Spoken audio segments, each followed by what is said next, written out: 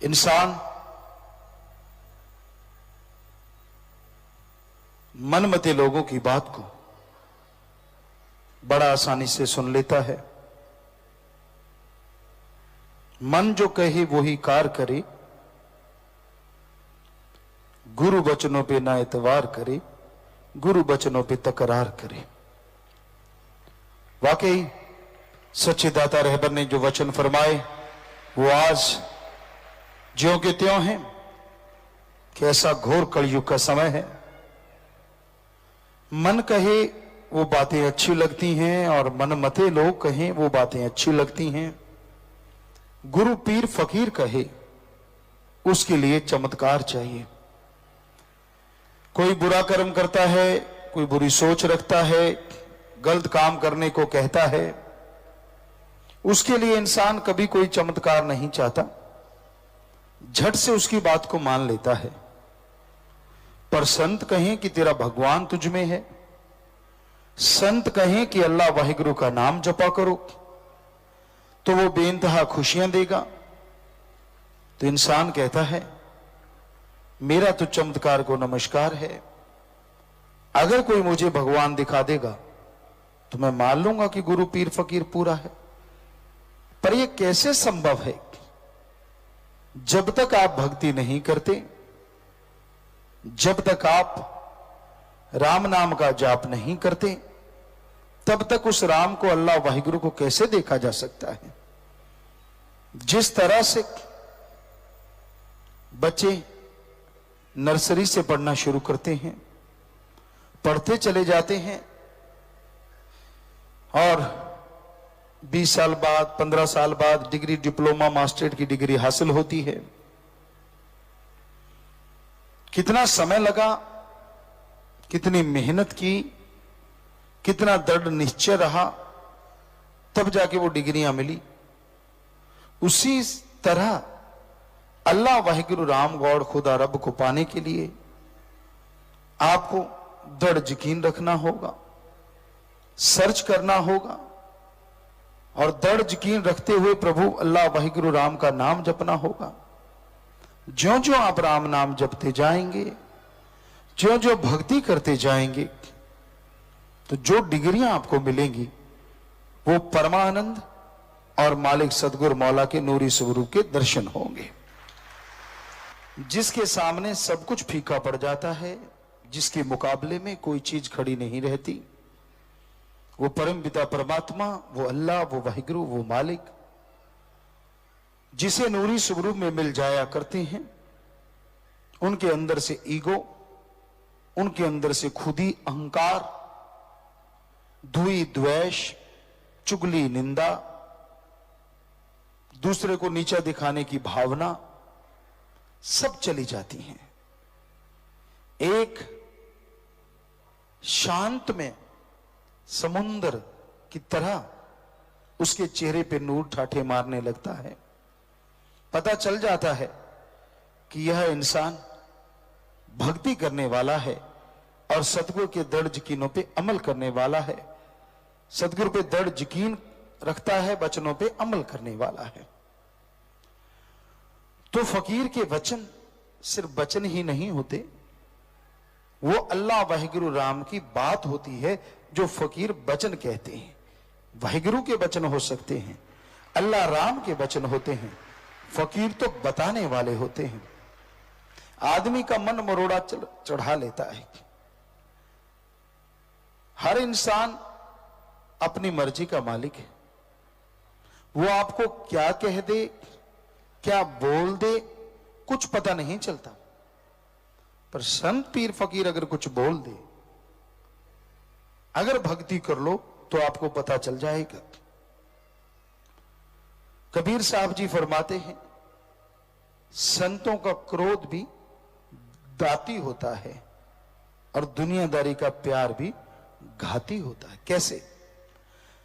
संत पीर फकीर हमेशा प्यार मोहब्बत की चर्चा करते हैं,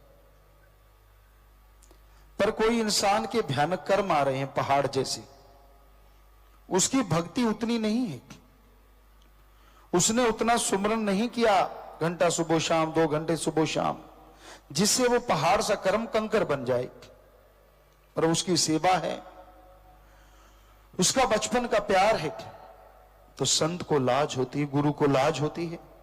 ये इस पहाड़ के नीचे दब जाएगा, कोई तरीका नहीं बचता। अब संत प्यार के समुंदर होते हैं, तो काल का कर्जा चुकाने के लिए संत अपने अंदर परिवर्तन लाके क्रोध करते हैं, ताकि यह लगे काल को कि देखो मैंने दयाल के नुमाइंदे संत को भी गुस्सा चढ़ा दिया, ताकि कुछ लोग उसे देख के दूर हों, कुछ लोग देख के शायद पता नहीं क्या अर्थ निकालें, लेकिन तो मालिक जानता है कि वो क्रोध सिर्फ इसलिए होता है कि सामने वाले के ऊपर मुसीबतों के पहाड़ की जगह एक राई बन के दुख कट जाते हैं और वो आदमी बच जाता है। होता कभी कभार है किसी किसी के साथ। तो इसलिए कबीर जी ने लिखा, संतों का क्रोध भी दाती होता है, दुनियादारी का प्यार भी घाती होता है, घातक। कई बार आपसे चर्चा की, आपसे प्यार करेंगे अगर आप ऑफिसर हैं, आपसे प्यार करेंगे अगर धन दौलत जमीन जायदाद अच्छी है, आपसे प्यार करेंगे अगर आपकी राज पहुंच है, आपसे प्यार करेंगे घर में बहू बेटी बहन अच्छी है। ये कलयुग है, ये कलयुग की नगरी है, तो उनका प्यार घातक है और आप बड़े भोले बड़े बन जाते हैं, हमारी बात सुनते ही नहीं, यारी दोस्ती डालते हैं, घर के अंदर तक ले जाते, जान ना पहचान तू मेरा मेहमान, धक्के से उसको अंदर बिठा लेते हैं। तो वो घातकी होगा ना आपके लिए, वो आपसे प्यार करने नहीं आया, उसका मकसद कोई और है, वो मतलब परस्त है। और आप भोले बड़े बन के बिसर जाते हो, यार मेरा दोस्त है, मेरा यार है, यार फलाना, बता कौन सा तू लंगोटिया यार है? नहीं, मालिक की चार अच्छी बातें सुना दी, अरे वो तो उल्लू बनाने आया, तुझे बुद्धू बनाने आया। मालिक की बातें किसी से सुन के खुश होना है तो फकीर की सुना करो ना, जो आपको कभी भी धोखा नहीं देगा। दुनियादारी के लोग छली कपटी हैं, कोई पता नहीं वो मालिक की बात सुना के आपसे क्या लूट के ले जाएं। हम आपको आगाह करते हैं और अब तो जोर शोर से करते हैं, क्योंकि ये कलयुग है, हर कोई बहुरूपिया बन के आपके पास आ सकता है। हमारी कोई बात सुना दी, साईं जी की सुना दी, परमपिता, आप तो कहो यार ये तो बहुत बड़ा भक्त है, और पता तब लगता है जब चूना लगा के निकल जाता है। क्यों भाई, हमने आपको कहा कि आप ऐसे किया करो? हमने तो कभी नहीं बोला। कोई बड़ा छड़ा भक्त नहीं होता, सब बकवास है। किसी को बोलना आ जाता है, कोई सीख लेता है सत्संग सुन सुन के और आपको प्रभावित कर लेता है। प्रभावित ही होना है तो अपने पीर फकीर से हो ना, जो दोनों जहाना का साथी है, कभी आपसे धोखा होने ही नहीं देता और आपको बार बार आगाह करता रहता, मत पड़ो इनके जंजाल में, मत पड़ो इनके चक्कर में, ये तो शातिर हैं, ये तो चालबाज। राम जिसे मिल जाता है वो भाग्यशाली जीव होता है। जिस तरह कीचड़ में कमल खिल जाता है, उसी तरह इस घोर कलयुग में परमपिता परमात्मा का नाम लेने से कीचड़ में त्रिलोकी के चक्कर में फंसी हुई जीवात्मा भी कमल की तरह खिल जाया करती है। इसलिए जिसको नाम मिला है उनको चाहिए कि उसका सुमरन करें। बेइंतहा खुशियां हैं, बेइंतहा लज्जतें हैं, बहुत ही ताकत है, बहुत ही शक्ति है परमपिता परमात्मा के नाम में। इंसान को जो उसके कर्मों में लिखा है वो मिलता है, और जो कर्मों में नहीं लिखा ईश्वर के नाम से वो भी मिल सकता है। कर्म का लेखा जोखा भगवान के द्वारा होता है। कहते हैं जो भगवान ने लिख दिया, जो कर्मों में लिखा गया वो तो मिलेगा, इसमें कोई दो राय नहीं। लेकिन जो नहीं लिखा, भगवान के नाम से आप उसे अपने भाग्य में लिख सकते हैं। इतनी ताकत है ईश्वर के नाम में, इतनी शक्ति है भगवान के नाम में। आप दुनिया में हर अच्छे नेक क्षेत्र में सक्सेस होना चाहते हैं, सफलता हासिल करना चाहते हैं,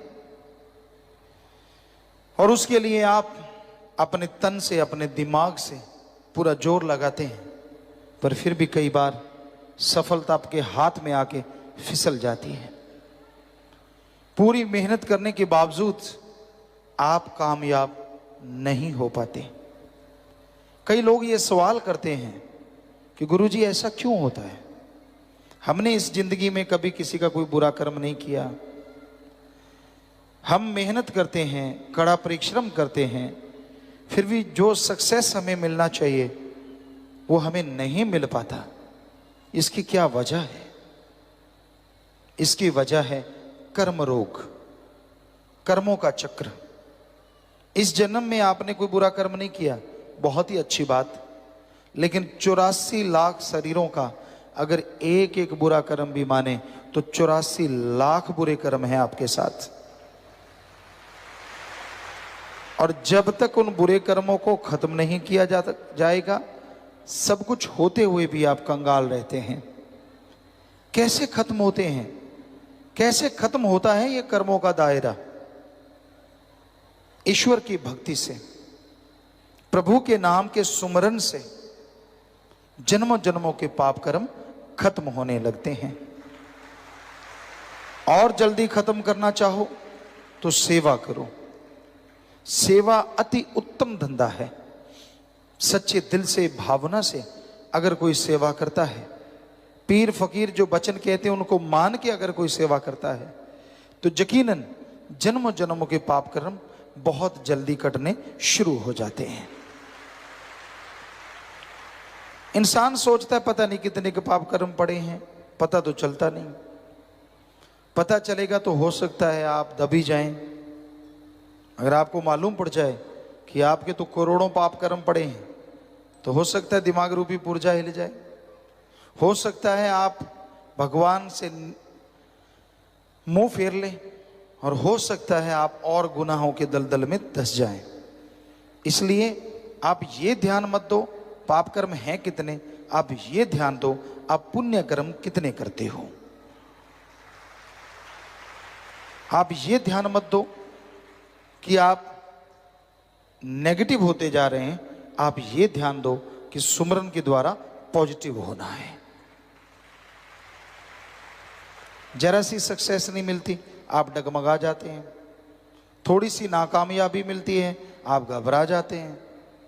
अरे पता नहीं कौन सा भयानक कर्म आपका कट गया। सुमरण कीजिए, हिम्मत से आगे बढ़ते जाइए, कभी नेगेटिव ना सोचो और नेगेटिव हो भी ना। इंसान के दिलो दिमाग में दो विचार चलते हैं, पॉजिटिव और नेगेटिव। हमेशा से कोई आदमी विचार शून्य नहीं होता। जब शून्य समाधि में जाता है, मालिक के नूरी स्वरूप के दर्शन होते हैं, तब दुनियादारी के